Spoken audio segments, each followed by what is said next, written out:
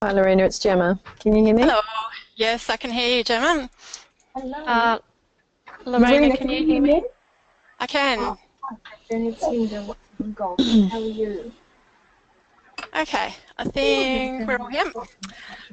Okay, so we haven't got a huge amount of things to run through today, but we do have one very exciting one.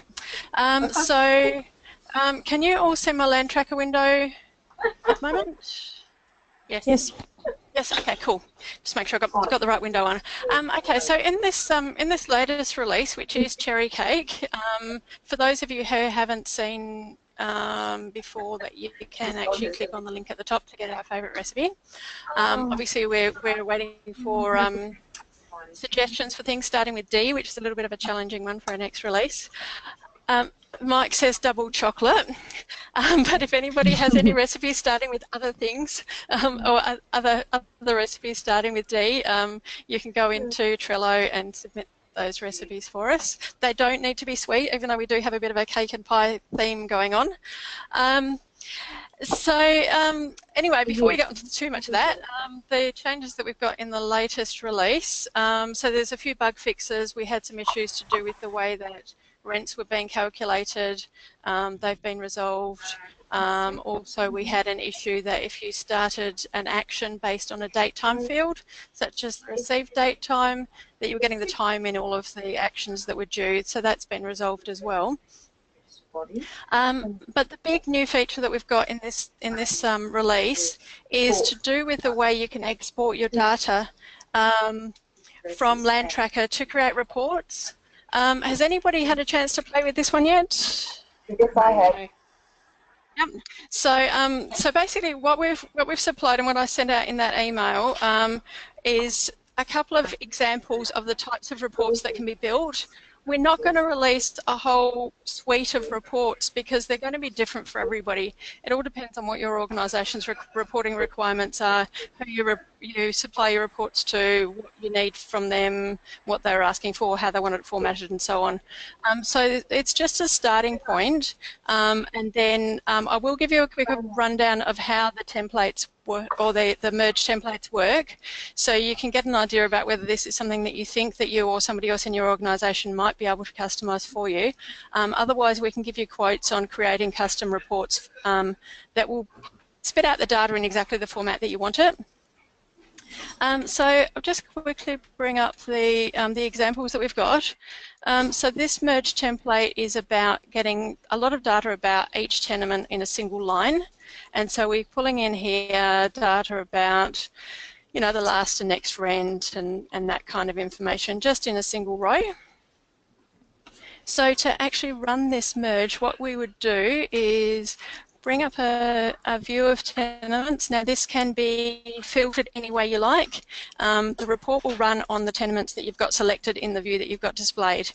So this example that I've got here has got 151 tenements in it, and I'm going to do it for all of them. So you just right click, so select the ones you want, right click on the cog and select merge to Excel. And then it will ask you which merge template you want to use. So this one, we'll use the single line one.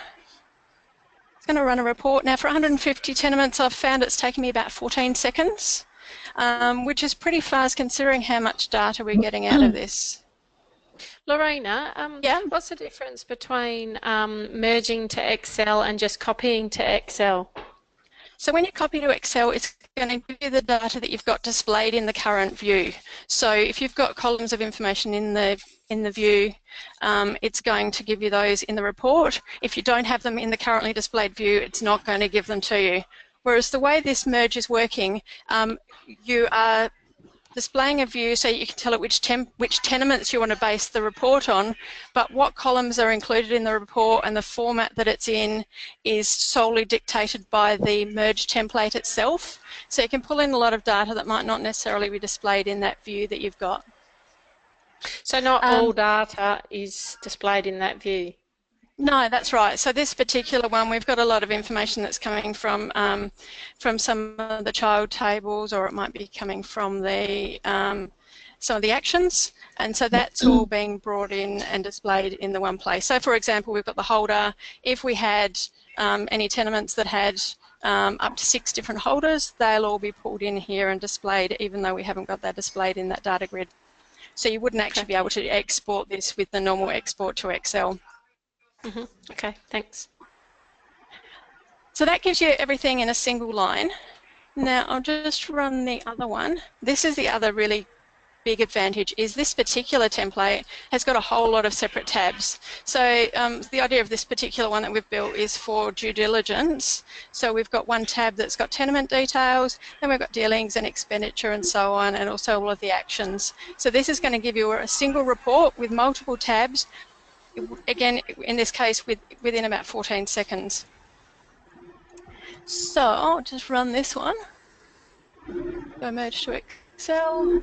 We'll pick the due diligence one. And then once it's run, I'll give you a bit of a rundown on how it's actually working. So it's having a bit of a think. I don't know whether you can see that the icon is rotating at the moment so that we can tell that it's running. So it's just having a bit of a think. Now these templates that you might build can include, oops, it's just taking me, sorry, back to the other spreadsheet. These can include any formatting you want. They can include extra information. You can include blank columns that you might want to populate manually. You can build pivot tables based on them. You can do anything that you can do normally in Excel. So in this case, we've got our due diligence report. We've got one row per tenement that was selected. We've got the dealings, expenditure, RAND actions and everything. It's all been extracted from all different parts of LandTracker in a single report, and now that's ready to go. So this is where you can have this particular merge template built to give you all of the data that you want and leave out anything that you don't want. That's good. So if we just go back in here, I'll just give you a little bit of a rundown. I don't expect you to be able to go and create your own after this, but just so you can get an idea of what it's doing here.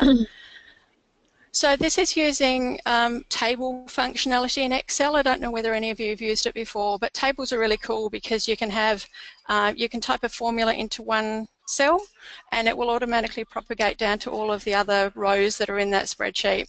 So when you build your templates, you can include formulas that perform actions on the different rows. We build it in the template in one row and that will automatically populate down to all the rest of them.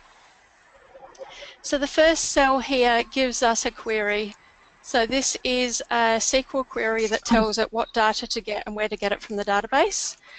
We can also put in here the sort order and then that will be used to extract the data and tell it where to get it from. The column headers can be anything that you want, and then you can see this one's got a comment on it saying template ID. That's how it knows what data it's getting from the database. But you can put whatever column headings you want in there.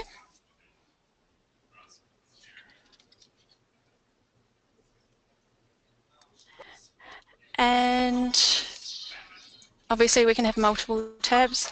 Now you can have as many or a few as these if you want. And so you could delete any of these tabs from the spreadsheet that you don't need.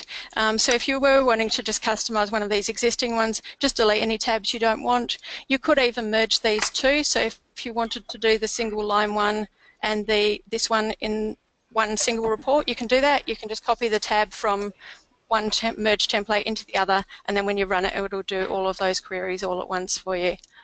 You can have total rows. You can essentially do anything in these templates that you can do in a normal Excel spreadsheet. So colouring, logos, anything that you like. Now, has anybody got any questions about this?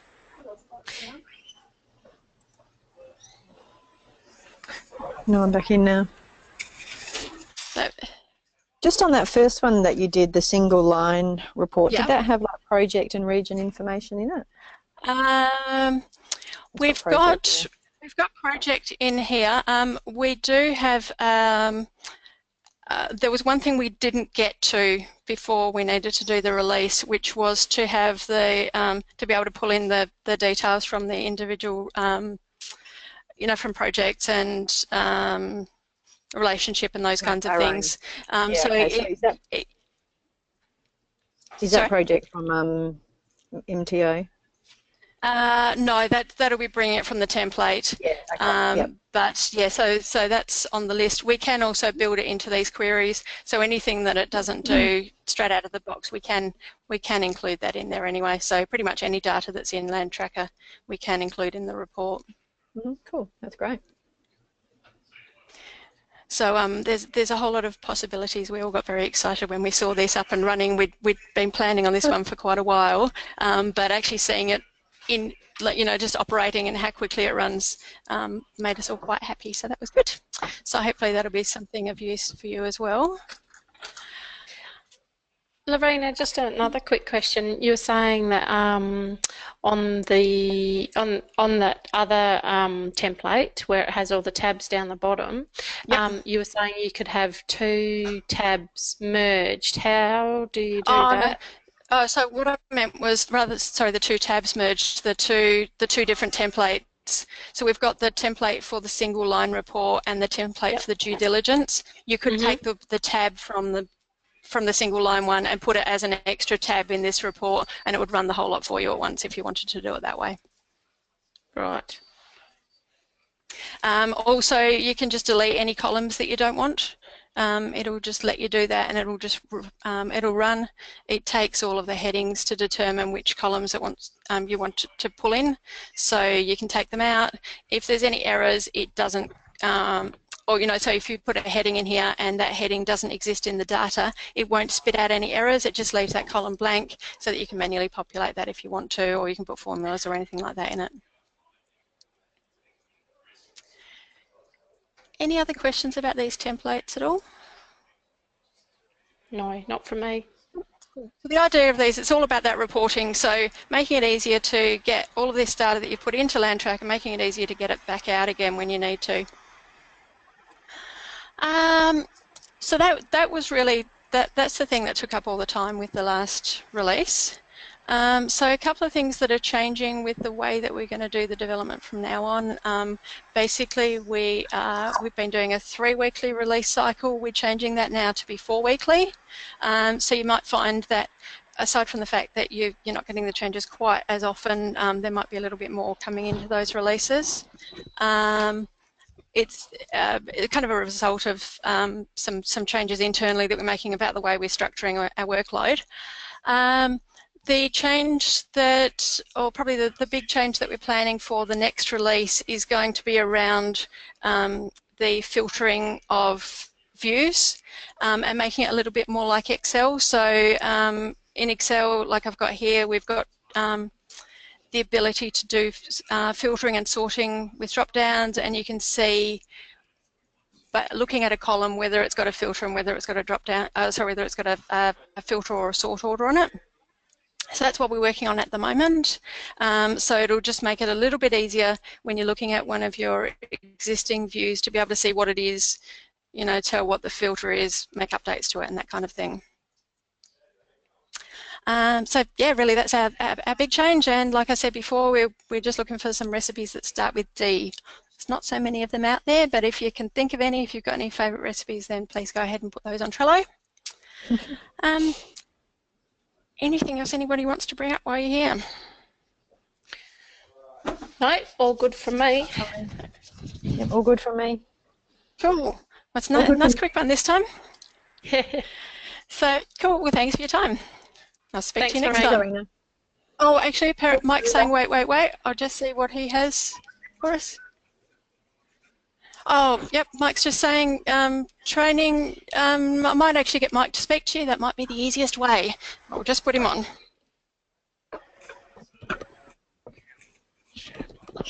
Hello, everyone. Hello. Just a quick update. So you would have heard that the training that we had scheduled, we had a bit of a disaster with the training room, and rescheduling. There were some dropouts and all kinds of issues there. It seems to be a very busy time of year for everyone. So what I've decided to do instead is I'll come out and do site visits for anyone who wants to do training. So if you'd like to schedule anything in, just give me a call whenever you want to have a chat about it, and we'll sort that out for you at your convenience. Thanks. No worries. Sound good? Sounds I'll good. pass you back to Lorena, and especially regarding this this Excel reporting, I figured that there's going to be quite a few people who'll be interested in customizing that, so we'll be more than happy to chat to you about that as well. All right then, I'll pass you back to Lorena, and sounds like we're just about done. Thanks, Mark. See ya. And I'm back just so that I can say goodbye to everybody. So All right, I will Lorena. speak to you all later. Okay, see you, Lorena. Thanks. Okay, see you. Bye. See ya.